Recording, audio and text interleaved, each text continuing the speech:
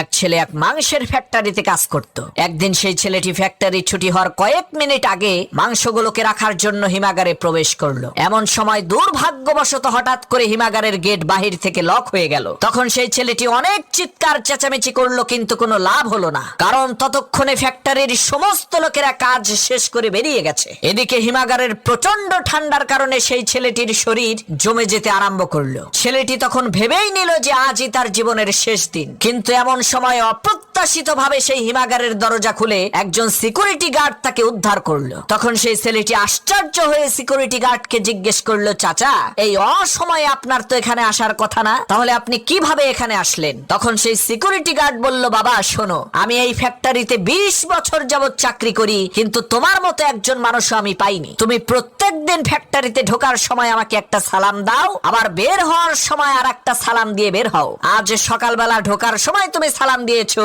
কিন্তু বের হওয়ার সময় তোমার সালামটা আমি পেলাম না। এই রকম তো কখনো হয় না। তাই আমি চিন্তা করলাম, নিশ্চিত তুমি এই ফ্যাক্টরির ভেতরেই আছো। তাই আমি তোমাকে খোঁজা আরম্ভ করলাম। খুঁজতে খুঁজতে এসে দেখি তুমি এইখানে আছো।